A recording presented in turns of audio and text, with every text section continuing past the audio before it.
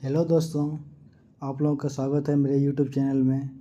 आज हम लोग सॉल्व करने जा रहे हैं जेटेड 2012 का पेपर 2 का मैथ्स का क्वेश्चन नंबर 31 से 50 तक। तो चलिए चलते हैं पहला क्वेश्चन की ओर। पहला क्वेश्चन में बोल रहा है the value of 2 minus 3 into 2 minus 3 पे होल पे पावर -1 फिर होल पे पावर -1। तो ऐसा सब क्वेश्चन में हम लोगों को बोडमास का यूज करना है। तो क्या हो जाएगा मेरा 2 माइनस 3। तो हम लोग को जो इस ब्रैकेट के अंदर में है उसका पहले वैल्यू निकालना है। इसका वैल्यू हो जाएगा -1 पे पावर -1 फिर होल पावर -1। तो यहाँ से मेरा निकल जाएगा 2 माइनस, चूँकि यहाँ पे माइनस इंटू माइनस है तो वो माइनस इंटू माइनस प्लस हो जाएगा, +1 पे पावर 1 ये हो जाएगा इंटू 3 फिर पे होल पावर -1। तो यहाँ से हो जाएगा 2 + 3 पे पावर होल 1, 5 पे power whole 1 is equals to 1/5। तो हमारा ऑप्शन हो जाएगा ऑप्शन नंबर 3। चलते हम अब नेक्स्ट क्वेश्चन की ओर। बोल रहा है which of the following statements is not true. तो 64 का स्क्वायर रूट तो 8 होता ही है, ये सही है। अब इसको देखते हैं। ये बोल रहा है square root of 0.4 is equals to 0.2। तो इसको हम लोग चेक कर लेते हैं। तो 0.4 को हम लोग लिख सकते हैं 4/10, 4/10 लिख सकते हैं। और 4/10 का स्क्वायर रूट कितना हो जाएगा 4/10, 4 का तो स्क्वायर रूट 2 हो जाएगा और 10 का स्क्वायर रूट कितना 3 पॉइंट समथिंग होगा। तो जो कि 0.2 के इक्वल नहीं होगा, इज नॉट इक्वल टू 0.2।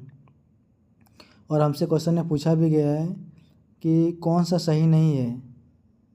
0.4 का स्क्वायर रूट 0.2 नहीं है, ये गलत है। लेकिन बोल रहा है कौन सा गलत है, तो मेरा ऑप्शन नंबर 2 गलत है। तो सही आंसर इसका ऑप्शन नंबर 2 हो जाएगा। अब चलते हैं नेक्स्ट क्वेश्चन की ओर। इसमें पूछ रहा है the value of the expression 2^310 minus 2^301 divided by 2^300 is. तो ऐसा सब क्वेश्चन में हम लोग क्या करते हैं, सिंपली हम लोग ऊपर में बस उसको कॉमन ले लेंगे। ऊपर में सबसे कम पावर कितना है 2^301, इतना कॉमन ले लेंगे। तो यहाँ क्या बचेगा 2^9 - 1।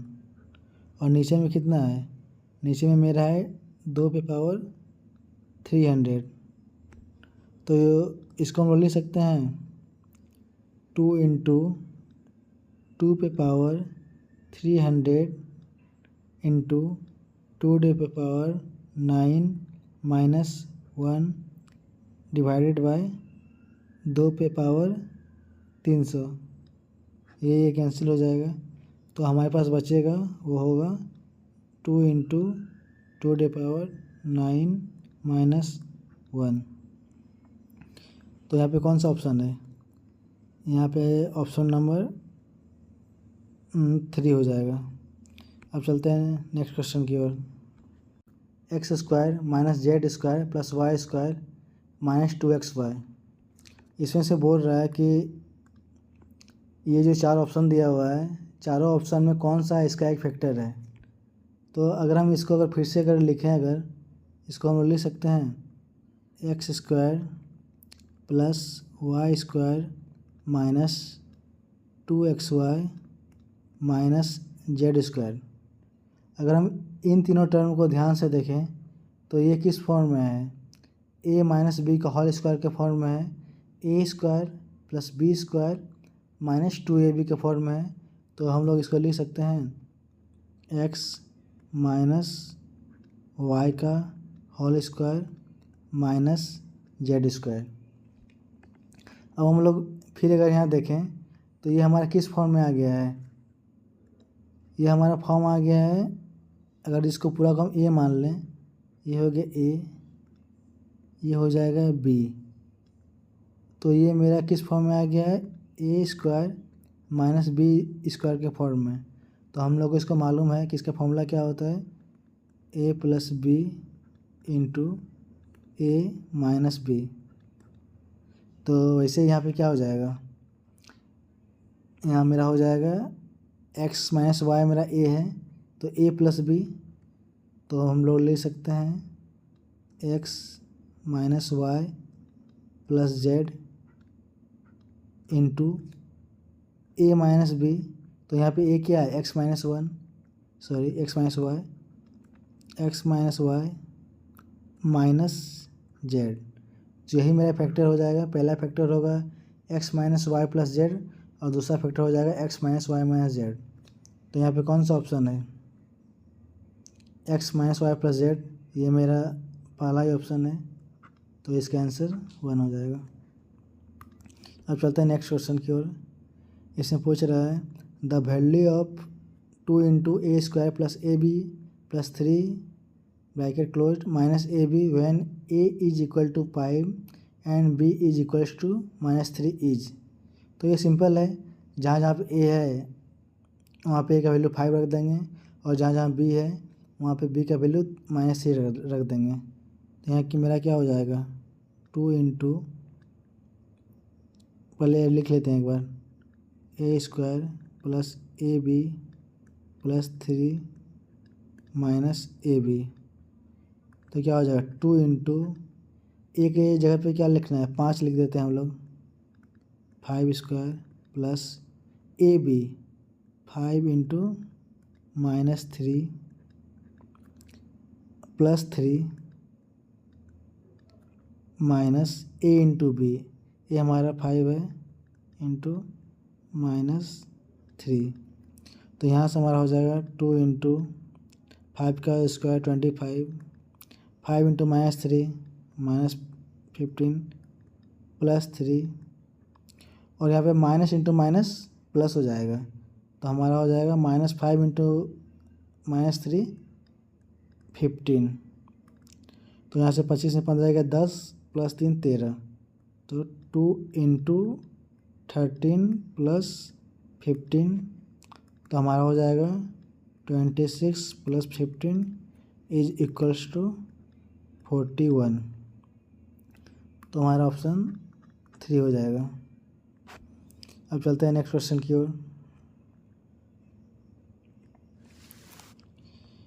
इस क्वेश्चन में क्या बोल रहा है, Aman is now 15 years younger than Abdul.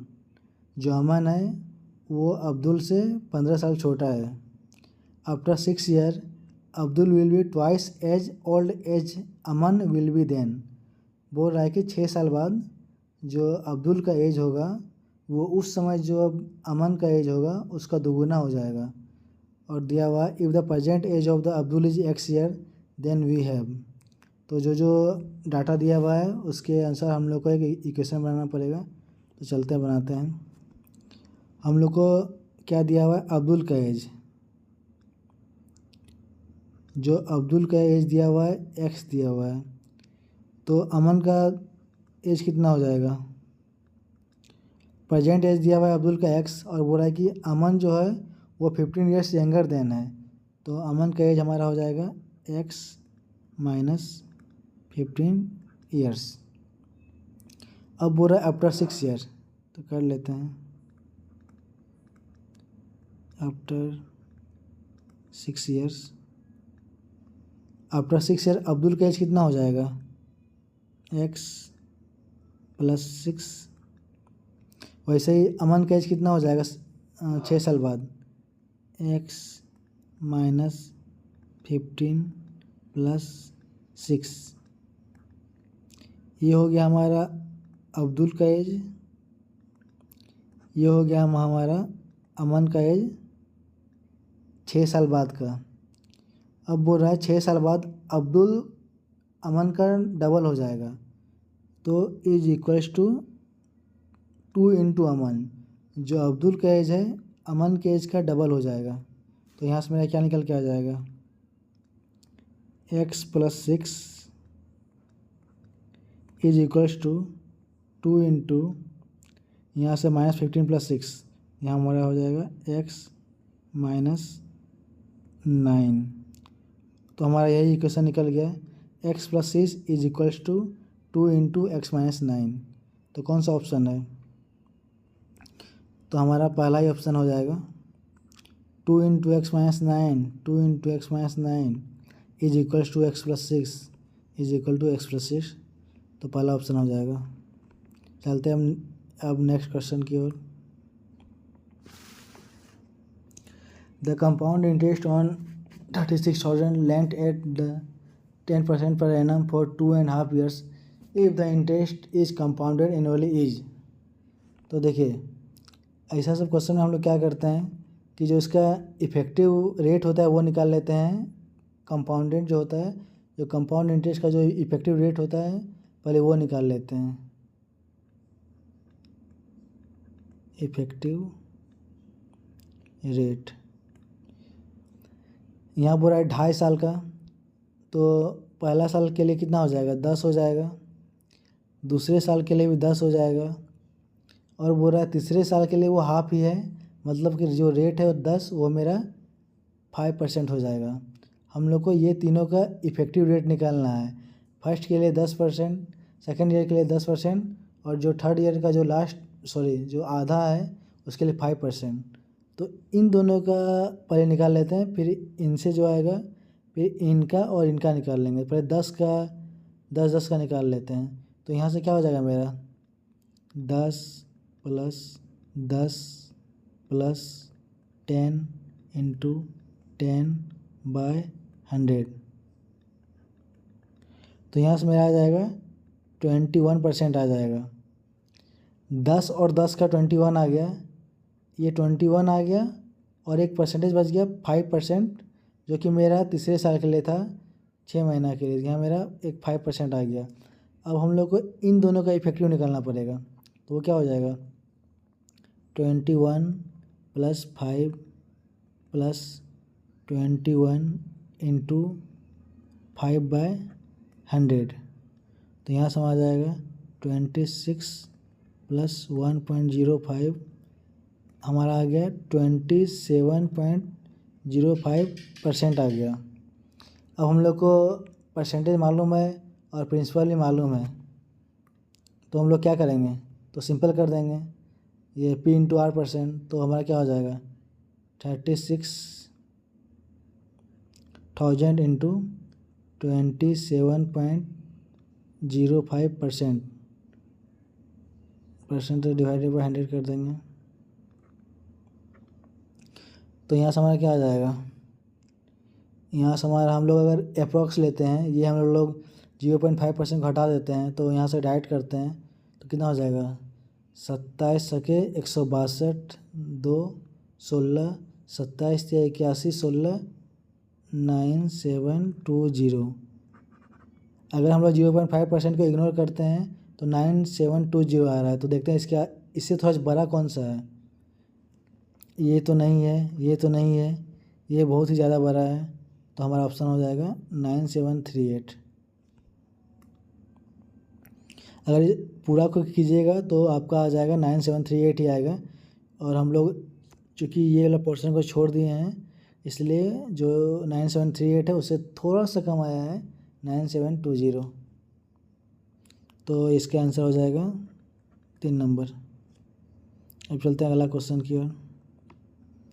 इसमें बोल रहा है the number 0.0000000000123 is expressed in the standard form.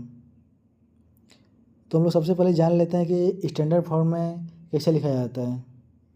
अगर कोई भी नंबर दिया हुआ है, मान लीजिए अगर दिया हुआ है 525 इतना दिया हुआ है, तो इस नंबर को स्टैंडर्ड फॉर्म में लिखते हैं कि हम लोग बस एक डिजिट को देखते हैं, जो पहला डिजिट होगा उसको देखते हैं, बाद बाकी को पॉइंट के बाद लिख देते हैं।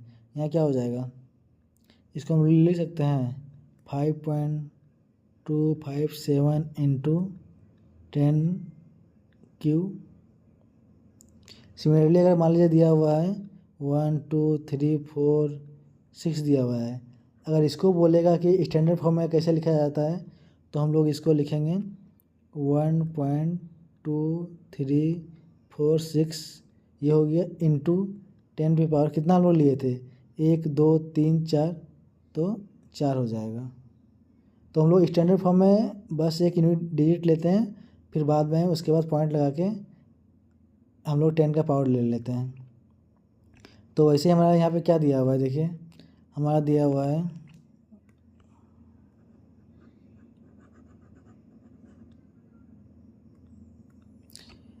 कितना जीरो दिया हुआ है 1 2 3 4 5 6 7 8 9 10 11 12। हम लोग इसको लिख सकते हैं 1 2 3 इंटू 10 पे पावर -12। अब हम लोग को जीरो को यहाँ, अब हम लोग को पॉइंट को यहाँ देना है, तो हम लोग इसको कर सकते हैं, इसको हम लोग कर देते हैं, एक काम करते हैं इसको 123 इंटू 10 पे power -12 into 100 sorry divided by 100 into 100 लिख सकते हैं, कुछ प्रॉब्लम नहीं होगा। 100 से गुना भी करो 100 से भाग भी करो कुछ प्रॉब्लम नहीं होगा। तो यहाँ से हमारा क्या आ जाएगा 1.23 इंटू 10 पे पावर, यहाँ -12 था इधर +2 है तो यहाँ हमारा हो जाएगा -10। तो इस नंबर का स्टैंडर्ड फॉर्म 1.23 इंटू 10 पे पावर -10 हो जाएगा। तो कौन सा ऑप्शन है, ऑप्शन नंबर 3। अब चलते हैं अगले क्वेश्चन की ओर। इसमें क्या पूछ रहा है, sum of mode and median of the data 12 15 11 13 18 11 13 12 13 is. तो सबसे पहले हम लोग जानते हैं कि मोड होता क्या है। मोड होता है जो भी डाटा दिया हुआ है, जो भी ऑब्जर्वेशन दिया हुआ है, जो नंबर सबसे ज़्यादा बार रिपीटेड हुआ है उसी को हम लोग उस डाटा का मोड बोलते हैं। तो हम लोग यहाँ देखते हैं कि कौन सा नंबर सबसे ज़्यादा बार रिपीटेड हुआ है। तो यहाँ देखते हैं 12 1 2, 12 2 बार हुआ है, 15 1 बार हुआ है, 11 2 बार हुआ है, 13 1 2 3 बार हुआ है, 18 1 बार हुआ है। तो हम लोग यहाँ देख रहे हैं कि जो सबसे ज़्यादा बार रिपीट हुआ है वो है हमारा 13 नंबर, जो कि 3 बार रिपीट हुआ है। बाद बाकी जितना भी रिपीट हुआ है सब 3 से कम है। तो इस डाटा का मोड हो जाएगा 13। अब निकालना है मीडियन। तो हम लोग इसमें क्या करते हैं, जो भी डाटा दिया हुआ है उसको या तो असेंडिंग ऑर्डर में लिख लेते हैं या फिर डिसेंडिंग ऑर्डर में।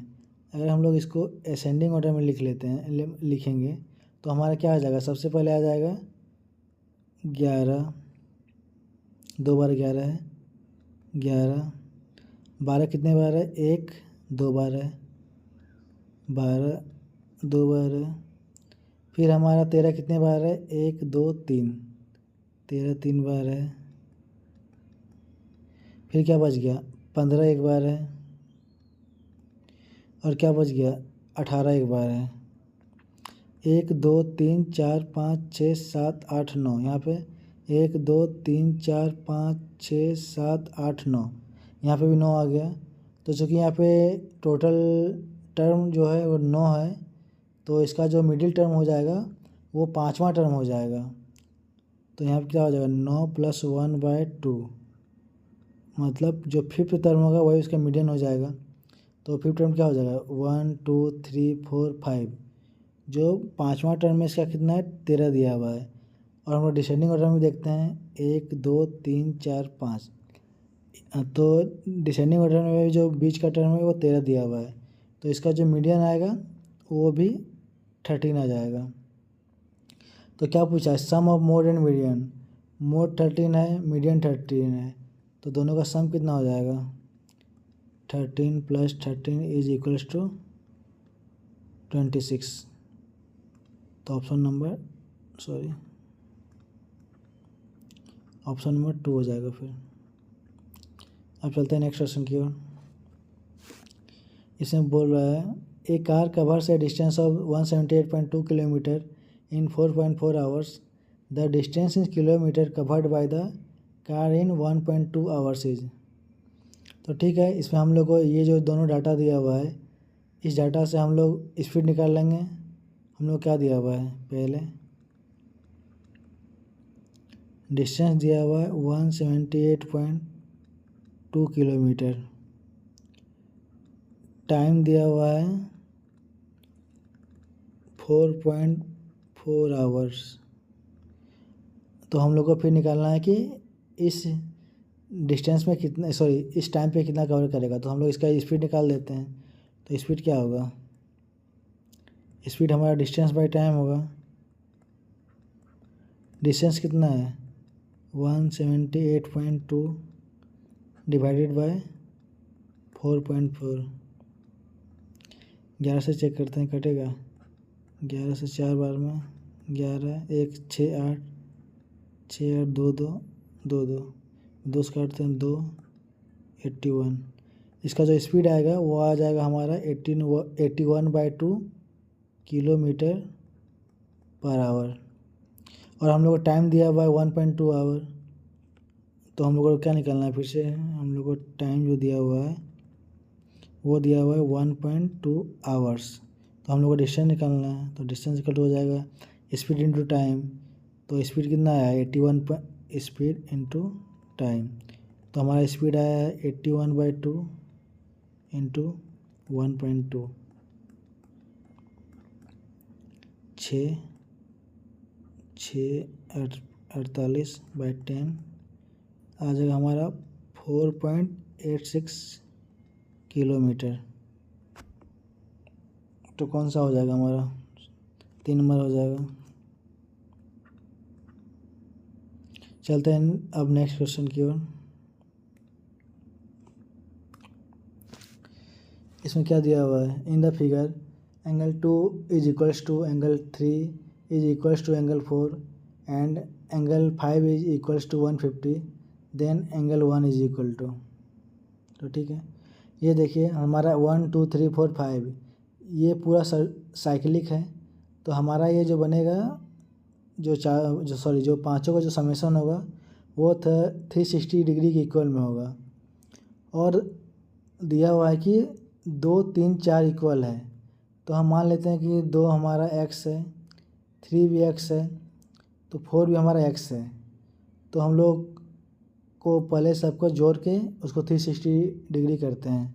तो क्या हो जाएगा हमारा angle 1 plus angle 2 plus angle 3 plus angle 4 plus angle 5 equals to 360 degree. तो यहाँ से हमारा आ जाएगा एंगल 1 प्लस 2 3 x को x माने हैं, x कितना हो जाएगा 3x प्लस 5 का वैल्यू दिया हुआ है 150। तो 150 इज इक्वल्स टू 360 डिग्री। तो यहाँ से आ जाएगा angle 1 plus 3x is equals to 210। ये हमारा इक्वेशन 1 निकल गया। और हम लोग को मालूम है कि ये 1 2 3 एक स्ट्रेट लाइन में है, तो इसका समेशन में 180 होगा। और फिर 5 और x जो है यह भी हमारा स्ट्रेट लाइन में है। तो क्या हो जाएगा, ये हमारा दिया हुआ है 150 दिया हुआ है। तो ये मेरा कितना हो जाएगा, देखिए यहाँ पे angle 5 plus angle x is equals to 180 degree होगा। तो यहाँ पे x इक्वल टू कितना हो जाएगा, ये 150 दिया हुआ है, पूरा 180 डिग्री है, कितना हो जाएगा 180 minus 150 is equals to 30 degree हो जाएगा।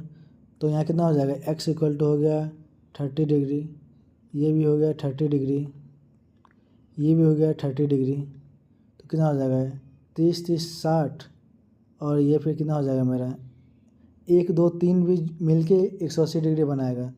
तो ये 30 है, ये 30 है, 30 से 60, तो ये एंगल हो जाएगा 120 डिग्री। इसको हम लोग यहाँ भी पुट कर सकते थे।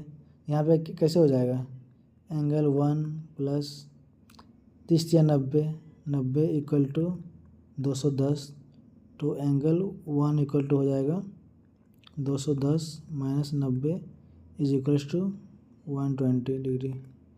तो यही मेथड सही था कि 150 डिग्री दिया हुआ है और मालूम, और ये तीनों इक्वल दिया हुआ है एक्स एक्स एक्स, तो ये मालूम है कि ये 180 डिग्री का बनाएगा। तो ये हमारा 30 आ गया, ये 30 तो ये भी 30, ये 30 तो ये भी 30, फिर 1 2 3 हमारा 180 डिग्री कौन बनाएगा। तो यहाँ से हमारा हो जाएगा 60 प्लस एंगल 1 इक्वल टू 180, तो यहाँ से हमारा आ जाता है वो एंगल 1 इक्वल टू 120। तो हमारा आंसर हो जाएगा 2। अब चलते हैं नेक्स्ट क्वेश्चन की ओर। Prime factorisation of two numbers a and b are a is equals to 2 into 2 into 2 into 2 into 3 into 5 और b is equals to 2 into 2 3 into 3 into 5 into 5। तो हम लोग इसमें क्या करते हैं, हम लोग लिख सकते हैं a को a इज इक्वल टू 2 पे पावर 4 इंटू 3 इंटू 5। हम लोग सिमिलरली b को लिख सकते हैं b equal to 2 square into 3 square into 5 square. हम लोग को क्या एलसीएम निकालना है। तो एलसीएम में हम लोग क्या देखते हैं कि जो भी ज़्यादा पावर दिया हुआ है उसी को हम लोग लेते हैं। तो देखिए यहाँ पे क्या है, यहाँ पे 2 का पावर 4 है, यहाँ पे 2 का पावर 2 है, तो हम लोग ले लेंगे 2 पे पावर 4 इंटू, यहाँ पे 3 पे पावर 1 है, यहाँ पे पावर 3 पे पावर 2 है, तो वहाँ हो जाएगा 3 पे पावर 2 इंटू, यहाँ पे हमारा 5 पे पावर 1 है, यहाँ पे 5 पे पावर 2 है, तो वहाँ हो जाएगा 5 पे पावर 2। तो हमारा एलसीएम हो जाएगा 2 पे पावर 4 इंटू 3 पे पावर 2 इंटू 5 पे पावर 2। तो कौन सा ऑप्शन है, ऑप्शन नंबर 2। अब चलते हैं अगले क्वेश्चन की ओर। In triangle A B C and D E F A B is equals to E F B C is equals to D E and angle B equals to angle E equals to 90 degree, then the triangle A B C congruent to F E D by the criterion. तो ठीक है, हम लोग पहले diagram बना लेते हैं। Angle B बोल रहा है 90 डिग्री है, ये मान लीजिए बी है, इसको हम लोग ए मान लेते हैं, इसको सी मान लेते हैं। सिमिलरली एंगल ई में 90 डिग्री है। अब बोल रहा है A B is equal to E F, E है तो हम इसको मान लेते हैं, ठीक है, इसको मान लेते हैं, एफ मान लेते हैं। और B C is equal to D E, B C है तो इसको हम लोग डी मान लेते हैं। तो बोल रहा है कि ये किस क्राइटेरियन द्वारा कॉन्ग्रुएंस है। तो देखिए A B equal to E F, B C equals to D E, ये साइड इक्वल है और ये साइड इक्वल है, और दोनों के जो बीच का जो एंगल बन रहा है वो इक्वल है। Side angle side, side angle side, तो ये हमारा ये हो जाएगा एस क्राइटेरिया द्वारा कॉन्ग्रुएंस है, ठीक है। तो हमारा आंसर हो जाएगा एस। लेकिन इसमें देखिए अगर पूछता यहाँ दिया हुआ है एस, अगर 2 ट्रायंगल है, अगर दोनों ट्रायंगल में ये साइड और ये साइड इक्वल है, ये साइड और ये साइड इक्वल है, और ये साइड और ये साइड अगर इक्वल है, तो यहाँ पे तीनों साइड एक दूसरे के इक्वल है, तो हमारा हो जाता है ट्रिपल एस। अब हमारा आर एच एस में क्या होता है कि अगर 2 ट्रायंगल दिया हुआ है, दोनों राइट एंगल ट्रायंगल है, तो उस केस में क्या होता है, एक राइट एंगल होना चाहिए। तो हमारा एक राइट एंगल ये और ये हो गया। अब एच मीन्स हाइपोटेनियस, मीन्स कि ये साइड और ये साइड इक्वल होना चाहिए। फिर यहाँ साइड मीन्स ये साइड भी हो सकता है या ये साइड भी हो सकता है या ये साइड भी हो सकता है। और एच एस में हम लोग क्या देखते हैं, एक एंगल 90 डिग्री होना चाहिए और जो हाइपोटेनियस है, हाइपोटेनियस जो है वो इक्वल होना चाहिए, और इन दोनों में से कोई एक साइड इक्वल होना चाहिए। तो वहाँ पे हमारा हो जाता है R H S, right angle hypotenuse and side. अगर इसी क्वेश्चन में अगर हमारा A C is equal to D F दिया होता तो हमारा फिर आर एच एस हो जाता। अब आते हैं ए एस ए की ओर। ऐसे हो गया, मान लीजिए कोई दो ट्रायंगल दिया हुआ है, angle side angle, angle side angle. इसका मतलब ये हुआ कि ये एंगल और ये एंगल इक्वल हो, ये साइड और ये साइड इक्वल हो, और ये एंगल और ये एंगल इक्वल हो, तो ये दोनों ट्रायंगल कॉन्ग्रुएंस होगा bye the criterion A S A. अगर ऐसा होगा तो ये ए एस ए हो जाएगा। तो चलते हैं अब अगले क्वेश्चन की ओर।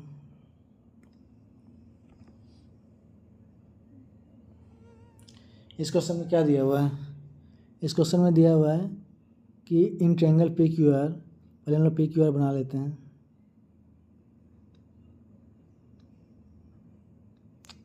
ये हमारा पी हो गया, ये क्यू हो गया, ये आर हो गया।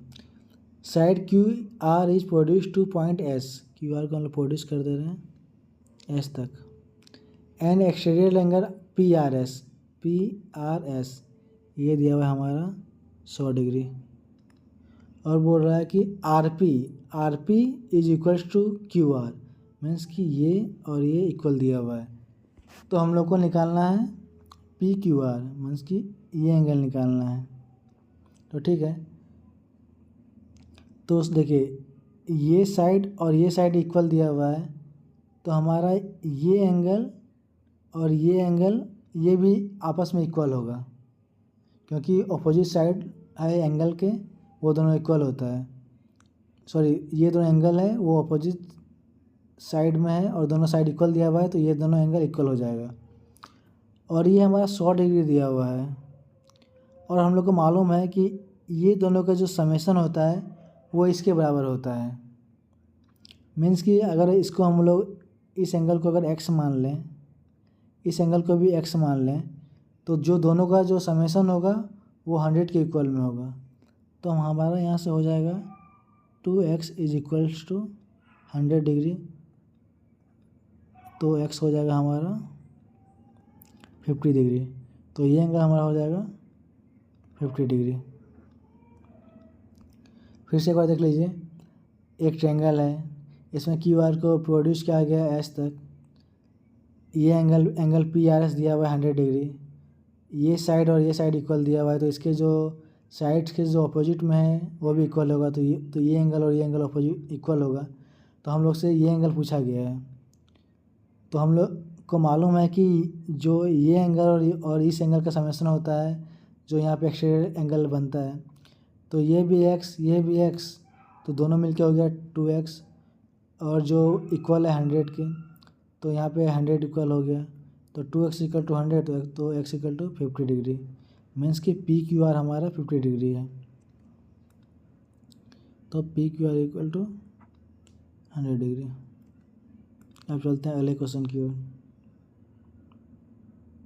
The value of 6 + 1/10 + 6/1000 + 61/10,000। तो सिंपल है, इसको लिखते जाइए। सिंपल इसको लिख सकते हैं 6.0, या कुछ भी मत लिखिए, कोई बात बराबर है। इसको लिख सकते हैं 0.1, इसको लिख सकते हैं हम लोग 0.006, इसको हम लोग लिख सकते हैं 0.0061। तो क्या हो जाएगा 0.00000। तो यहाँ से वहाँ हो जाएगा 12116। तो वहाँ हो जाएगा 6.1121। तो सिंपल था, इसमें कुछ नहीं था, तो इसमें ऑप्शन 4 हो जाएगा। अब चलते हैं अगले क्वेश्चन की ओर। इस क्वेश्चन में बोल रहा है ए polygon has a perimeter of 16 centimetre and area of 16 centimetre, the shape of the polygon is. तो देखिए ये तो सिंपल है, ये तो सबको मालूम है कि अगर 16 सेंटीमीटर अगर वो दिया हुआ है हमारा पेरीमीटर और एरिया भी दिया हुआ है 16 सेंटीमीटर स्क्वायर, तो सिंपल है, तो मालूम चल जाएगा कि अगर स्क्वायर है तो क्या बोलते हैं, ये तो दिख रहा है कि ये 4x4 है और ये हमारा 4 का स्क्वायर है।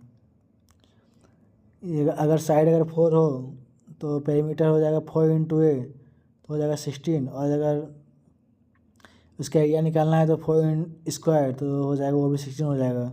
तो जब ये स्क्वायर होगा और जब मेरा साइड 4 होगा तो उस केस में ये एक स्क्वायर हो जाएगा। ये सिंपल था, ये हीट एंड ट्रैप से डायरेक्ट आ गया। अब चलते हैं अगले क्वेश्चन की ओर। A square field whose area is 36 metre square and a rectangular lawn whose width is 2/3 of the side of the square field have the same perimeter then the area of the lawn. ये जो rectangular lawn है इसका area निकालना है। तो ठीक है, सबसे पहले हम लोग देखते हैं। हम लोग को दिया हुआ है एक स्क्वायर फील्ड दिया हुआ है जिसका एरिया दिया हुआ है 36 मीटर स्क्वायर। तो सिंपल है, अगर इसका एरिया दिया हुआ 36 मीटर स्क्वायर तो साइड क्या हो जाएगा, साइड होता है √A, तो यहाँ से हो जाएगा 36 का स्क्वायर रूट, तो हमारा साइड हो जाएगा 6 मीटर। जो ये जो हमारा स्क्वायर दिया हुआ है इसका एक साइड है 6 मीटर। अब बोल रहा है जो मेरा रेक्टेंगुलर लॉन है उसका जो विड्थ है 2/3 है। तो मान लीजिए हमारा ये रेक्टेंगुलर विड्थ है, सॉरी लॉन है, तो मेरा यहाँ पे इसका विड्थ कितना हो जाएगा 6 × 2/3 हमारा आ जाएगा 4 मीटर। अब बोल रहा है जो स्क्वायर फील्ड दिया हुआ है और ये जो रेक्टेंगुलर लॉन दिया हुआ है दोनों का पेरीमीटर सेम है, तो perimeter of square is equals to perimeter of rectangle. तो इसका साइड दिया हुआ 6 मीटर और ये स्क्वायर है तो इसका कितना हो जाएगा पेरीमीटर 4 × A, तो क्या हो जाएगा 4 × A इज इक्वल्स टू, ये हमारा रेक्टेंगल है, ये हमारा लेंथ हो जाएगा, ये हमारा विड्थ हो जाएगा, तो ये क्या होता है 2 × L + B। तो हम लोग को यहाँ पे L निकाल लेते हैं पहले, L + B।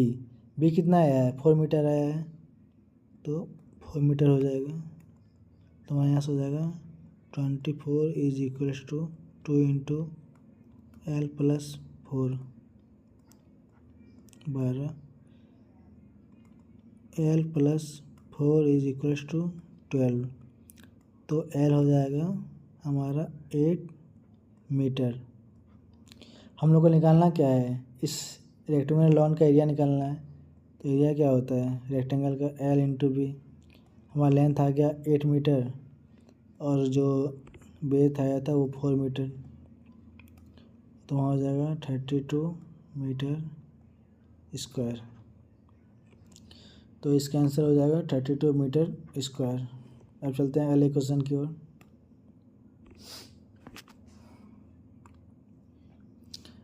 इस क्वेश्चन में दिया हुआ है circumference of the base of A right angle cylinder is 44 centimetre and it's height is 15 centimetre, तो इसका वॉल्यूम निकालना है। ठीक है, सबसे पहले हम लोग एक सिलेंडर बना लेते हैं।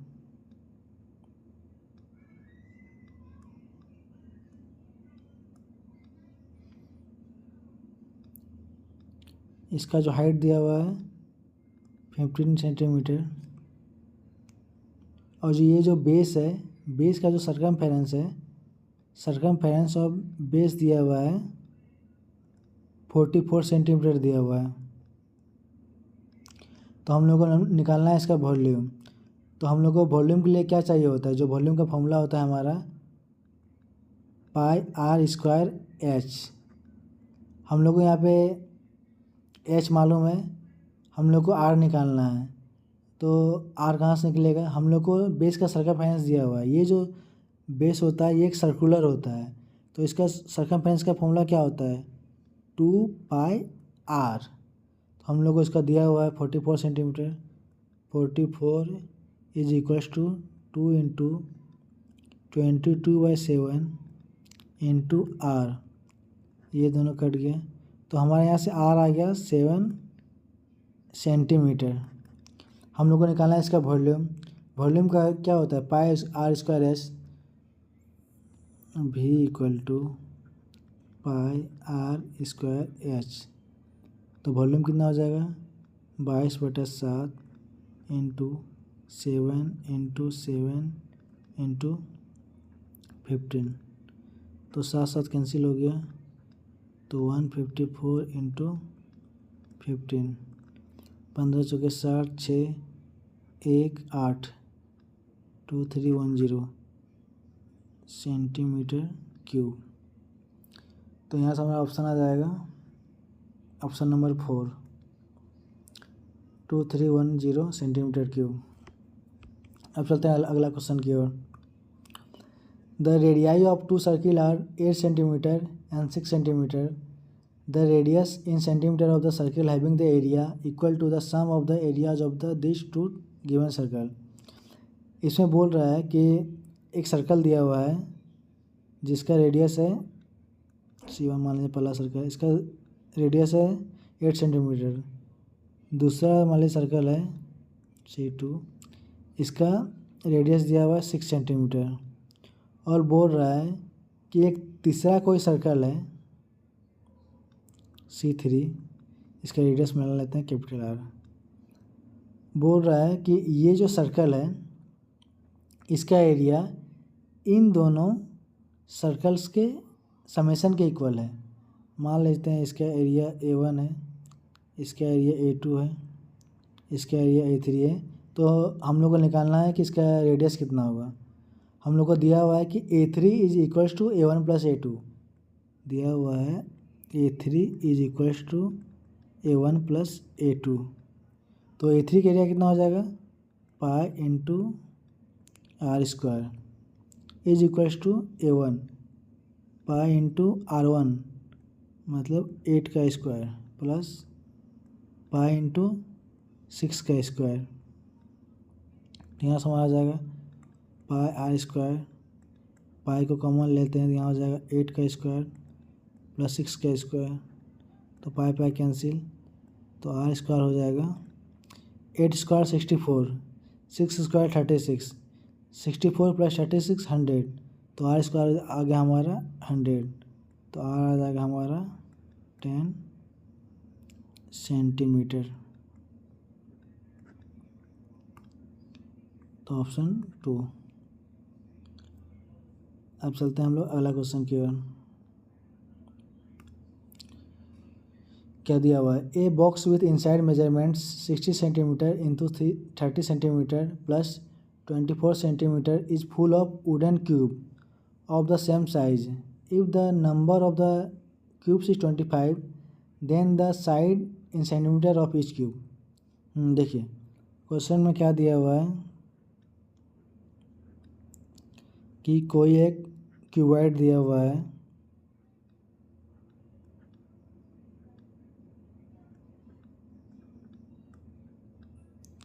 जिसका डायमेंशन दिया हुआ है। बोल रहा है कि इस क्यूबॉइड के अंदर में 25 क्यूब रखे हैं। जो हम लोग क्यूब रखे हैं उस क्यूब का सबका डायमेंशन सेम है। तो इसका मतलब क्या हुआ कि ये जो क्यूबॉइड का जो वॉल्यूम है और जो वो 25 क्यूब का जो वॉल्यूम है दोनों वॉल्यूम सेम होगा, तभी वो उसके अंदर में रह सकता है। तो हमारा क्या हो जाएगा, मान लीजिए ये हमारा जो V1 हो जाएगा मेरा, इसको मानते हैं हम लोग क्यूबॉइड, और V2 मानते हैं हम लोग क्यूब को। तो लेकिन हाँ V2 क्यूब को मानते हैं। और मेरा क्या है V1 हो जाएगा हमारा, ये क्यूबॉइड है तो इसका फॉर्मूला क्या होता है L into B into H, यहाँ हो जाएगा मेरा A क्यूब। और हमारा जो यहाँ क्यूब जो दिया हुआ है वो हमारा एक नहीं है, हमारा 25 क्यूब है। तो वहाँ हो जाएगा 25 इंटू ए क्यूब। तो यहाँ से कितना हो जाएगा, हमारा लेंथ दिया हुआ है, ब्रेड्थ भी दिया हुआ है, हाइट भी दिया हुआ है, 60 into 30 into 24 is equals to 25 into A cube. 5 12 5 5 5 6, यहाँ आ जाएगा 12 into 6 into 24 is equals to A cube. तो यहाँ से हो जाएगा 12 into 12 into 12 is equals to A cube. A cube का वैल्यू आ गया 12 की पावर क्यूब।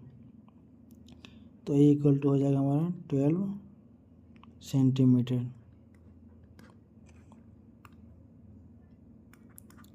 ऐसे सब क्वेश्चन हम लोग यही देखते हैं कि अगर किसी के अंदर कुछ फिट हो रहा है तो जो बाहर वाला है का जो वॉल्यूम होगा वो जो अंदर में जिसको जिसको हम लोग फिट कर रहे हैं दोनों का वॉल्यूम सेम होगा। तो V1 और V2 करने से हमारा जो जो नहीं दिया रहेगा वो हमारा आराम से निकल जाएगा। तो ठीक है, 31 से 50 क्वेश्चन में इतना ही था। अगर आप लोग को ये वीडियो अच्छा लगा तो लाइक कर दीजिएगा, सब्सक्राइब कर दीजिएगा और हो सके तो शेयर भी कर दीजिएगा अपने दोस्तों से जो JTET का प्रिपरेशन कर रहे हैं। Thank you, all the best.